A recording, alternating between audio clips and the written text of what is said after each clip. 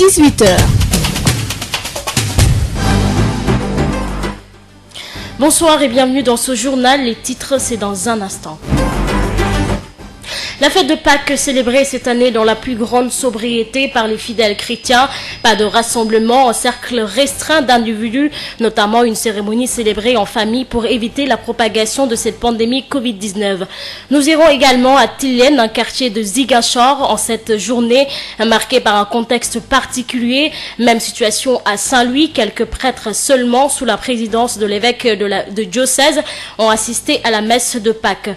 Et puis ce nouveau bilan qui enregistré au Sénégal, il s'agit de 2 nouveaux cas de personnes atteintes de coronavirus, dont un cas contact suivi par nos services et un cas issu de la transmission communautaire. À Thiès, les débats sont houleux en ce qui concerne la fermeture des marchés.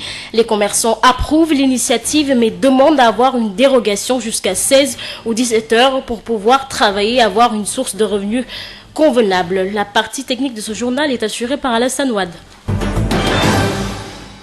Sud-Soir. Aïssatou Gueiba. La fête de Pâques célébrée dans un contexte particulier cette année, pas de messe ni de mobilisation. Ziguinchor a fêté la résurrection du Christ dans la plus grande sobriété. Une fête vécue de façon spéciale à Tilène, un quartier qui abrite une forte communauté chrétienne. Ignace Ndeye nous en dit un peu plus. Nous on ne sait pas, hein. En tout cas on ne sait pas à quoi ça ressemble parce qu'on est là, on reste, on ne sort pas, mais on reste à la maison pour prier. Nous sommes chez la famille King à Tilène. Tilène, un quartier de Ziguinchor avec sa forte communauté chrétienne. Tilène, d'habitude très bouillant en de pareilles fêtes. Pâques y est célébrée cette année dans un contexte particulier.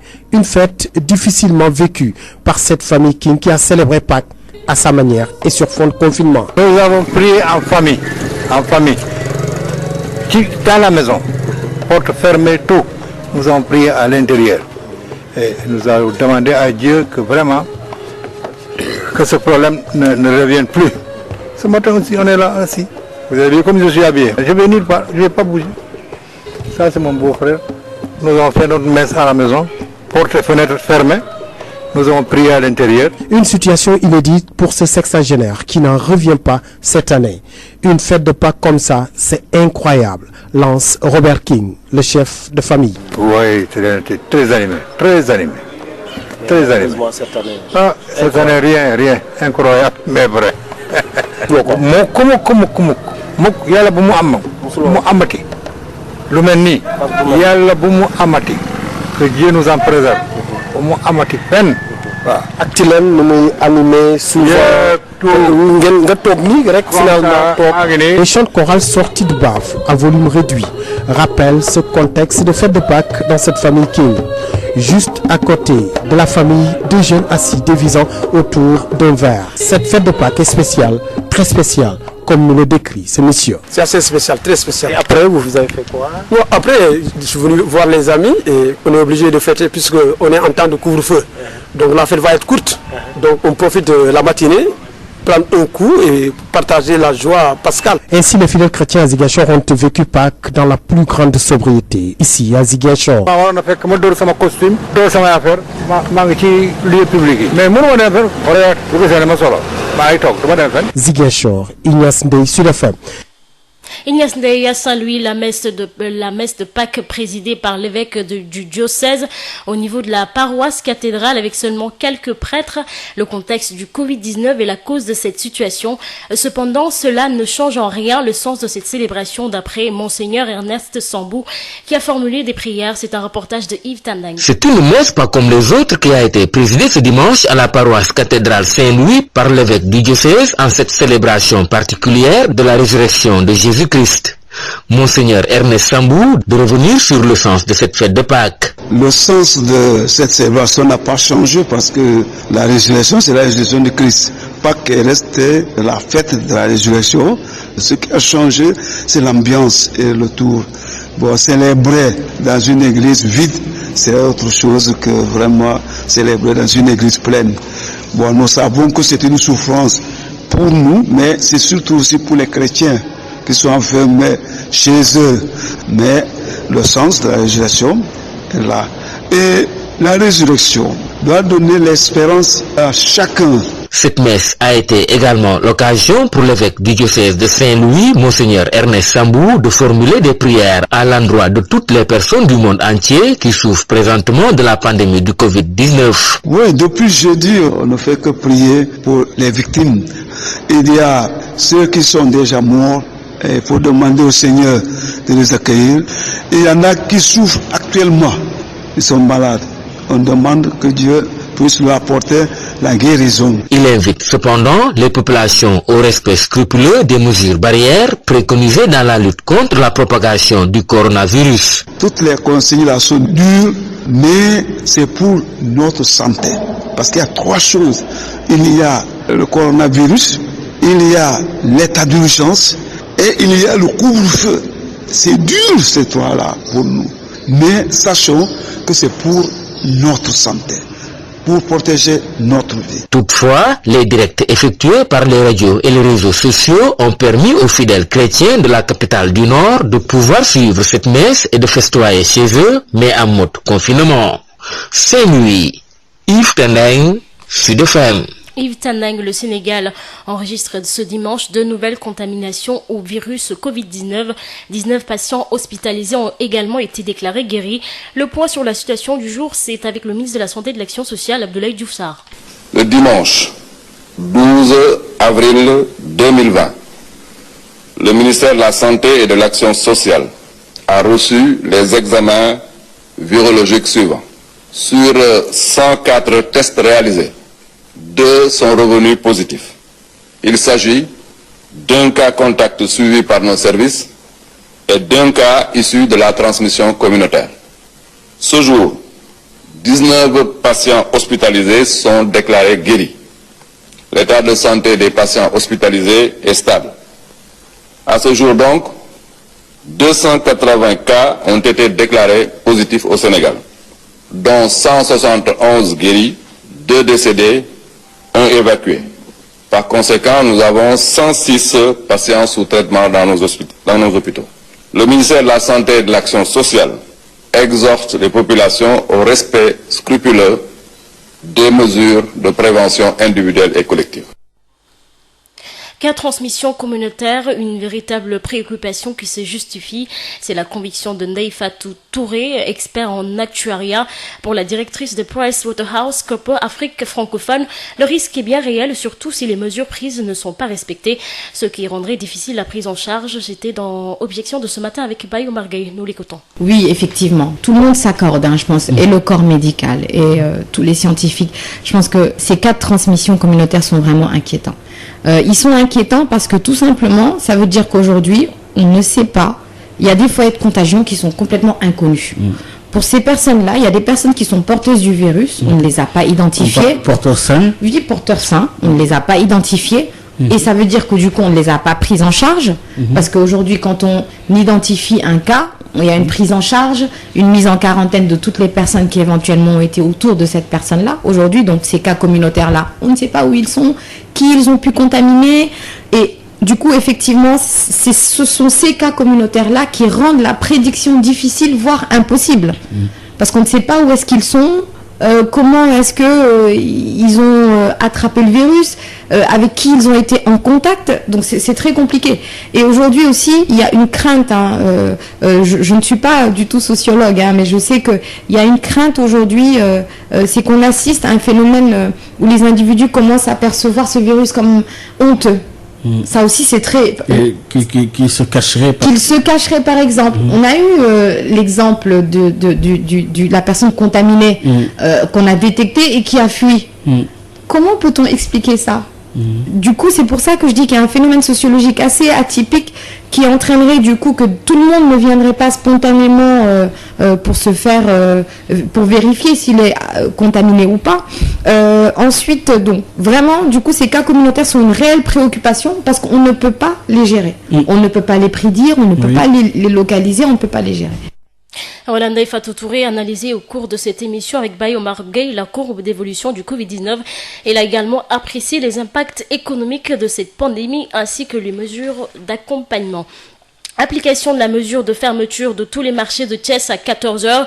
Au marché central de Thiès, les commerçants saluent la mesure mais demandent une dérogation jusqu'à 16 ou 17h. Selon eux, cette mesure rend leur situation compliquée. À cela s'ajoute la non-harmonisation de la mesure aux autres magasins de surface de la ville. Babacar Ndao. La mesure de fermeture des marchés de Thiès à 14h commence à faire grincer des dents du côté des commerçants. C'est parce qu'elle rend la situation très compliquée, nous dit le secrétaire général du marché central de Thiès, Mamadou Seck. Actuellement, les difficultés que nous vivons, c'est dur. Nous sommes des chefs de famille. Chaque jour, nous donnons nos dépenses quotidiennes. Chaque jour que Dieu fait. C'est par rapport à ça que c'est difficile de vivre avec. Donc nous lançons un appel aux autorités. Nous avons toujours respecté leurs décisions. Nous avons respecté leurs décisions. À chaque fois qu'ils sortent un arrêté, nous faisons tout à sensibiliser les commerçants pour qu'ils respectent cette décision. Actuellement, c'est difficile de descendre à 14h. Ce que nous voulons, au nom de tous les commerçants et acteurs du marché central de Thiès, pour que un arrêté sera mis en place pour 17h, pour qu'on puisse descendre à 17h. Mais 14h, c'est un peu court pour nous. Selon le président départemental de l'Inakwa Diapo de Thiès, les mesures barrières sont respectées dans leurs lieux respectifs de travail. Par conséquent, à 16h ou 17h, pour les arranger, Thierno Sis est le délégué général du marché central de Thiès. 7h à 17h ñu ubbi marché parce que marché fi ñu toll am nañu problème bu rëy. Face à la presse, les commerçants de Thiès ont déploré ce qu'ils qualifient de faveur envers leurs voisins de champs autorisés à ouvrir jusqu'à 18h30. Mamadou Seck, secrétaire général du marché central de Thiès. De fermer au champ comme nous, tout le monde va fermer à 14h ou bien tout le monde va fermer à 17h. C'est mieux. Donc c'est difficile de nous fermer à 14h et laisser au champ d'ouvrir jusqu'à 19h. Il y a des commerçants qui se désolent également de leur non-implication au fonds de résilience. Pourtant, estime-t-il, le manque à gagner est énorme. Babacar Ndao, Thiès, Sud FM. Babacar Ndao, la commune de Koul dans le département de Tivaouane, bien que n'ayant pas de cas positifs au Covid-19, mise sur la sensibilisation et la prévention. Les centres de santé, la Croix-Rouge et le service d'hygiène sont dans la danse. Babacar Ndao. Dans le département de Tivaouane, où il n'y a pas encore de cas signalés par les autorités sanitaires dans les communes, l'heure est toujours à la prévention. C'est le cas dans la commune de Koul, où l'édile, selon qui c'est un problème plus ou moins complexe, faute de moyens, l'institution municipale a équipé les centres de santé, la Croix-Rouge, le service d'hygiène d'Engaï Meke, qui a désinfecté les espaces publics et les daras. Ceci grâce à l'achat d'une pompe et du produit par la mairie. Moudoufal, maire de la commune de Koul. Tout faire pour que la maladie n'atteigne pas la commune de Koul. Dès le mois de mars, nous avons essayé d'appuyer le centre de santé d'abord, le service d'hygiène et la Croix-Rouge. Les daras constituent un problème pour nous tous. C'est pourquoi, pour faire en sorte que les talibés restent dans l'enceinte des daras, on a pu appuyer tous les daras de la commune de Koul, mais aussi les daras de la commune de Meke. Mais grâce aussi à la contribution de certains natifs de Ngaï Meke. C'est un problème plus ou moins complexe. Le service d'hygiène doit pouvoir désinfecter certains lieux publics. Quand il nous a saisi, nous avons débloqué un montant leur permettant d'acheter une pompe, mais aussi le produit, le chlore. Et là, depuis vendredi, ils sont sur le terrain en train de désinfecter les lieux publics de la commune de Koul, mais aussi les daras qui se trouvent à Koul. Koul, une commune qui a déjà répondu à l'appel de l'AMS, l'Association des maires du Sénégal, avec une participation financière à hauteur de 1 million CFA. Un appel aussi aux populations à respecter les mesures d'hygiène édictées par les autorités sanitaires. Moudoufal, maire de la commune de Koul. L'Association des maires du Sénégal avait sollicité de chaque maire une contribution d'1 million au minimum pour répondre à l'appel de l'association. La commune de Koul a fait son engagement depuis vendredi d'1 million pour participer aussi donc au Fonds national. Parce que c'est le Sénégal, c'est le sort du Sénégal qui est en jeu. C'est pourquoi on ne doit plus donc raisonner en termes de communes, de départements, de régions, mais on doit raisonner en termes de nation. On va sensibiliser davantage la population pour que les mesures préconisées par les spécialistes de la santé soient respectées. Tivaouane, Babacar Sow pour Sud FM. Sud FM, l'invité du jour.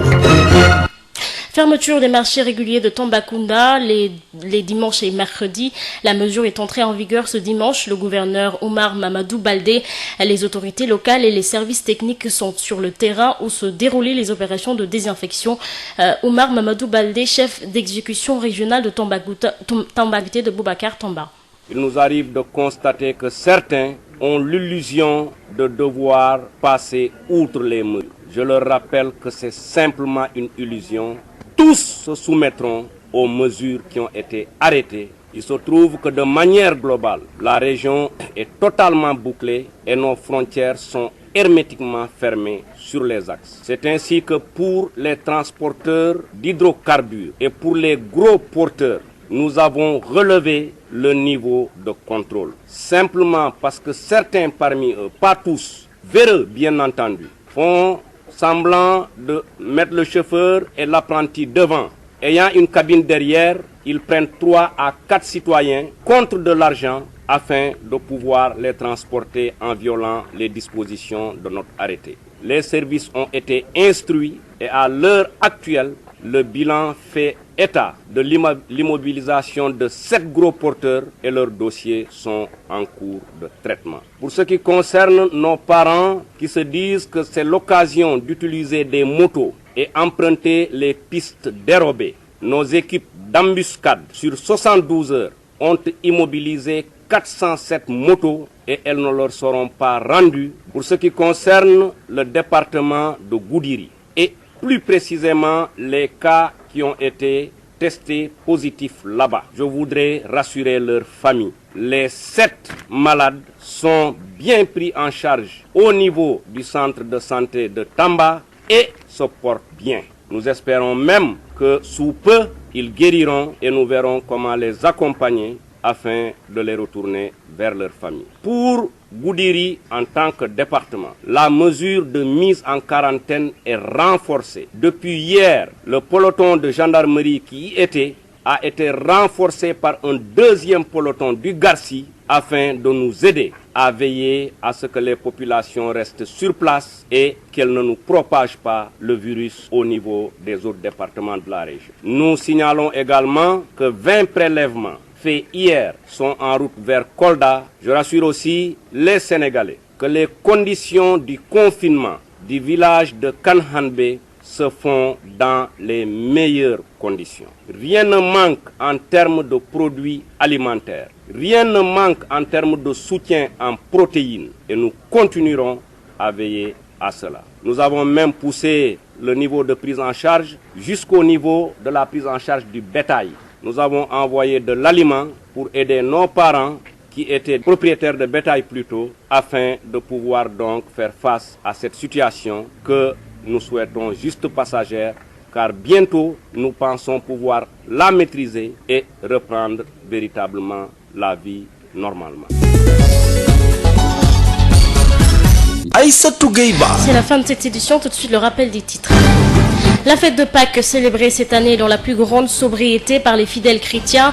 Pas de rassemblement en cercle restreint d'individus, notamment une cérémonie célébrée en famille pour éviter la propagation de cette pandémie Covid-19. Même situation à Saint-Louis, quelques prêtres seulement sous la présidence de l'évêque de diocèse ont assisté à la Mecque de Pâques. Et puis ce nouveau bilan enregistré au Sénégal, il s'agit de 2 nouveaux cas de personnes atteintes de coronavirus, dont un cas suivi par nos services et un cas communautaire. À Thiès, les débats sont houleux en ce qui concerne la fermeture des marchés. Les commerçants approuvent l'initiative mais demandent à avoir une dérogation jusqu'à 16 ou 17 heures pour pouvoir travailler et avoir une source de revenus convenable. Merci à Al-San Ouad qui a assuré la partie technique de ce journal. Très bonne soirée à vous.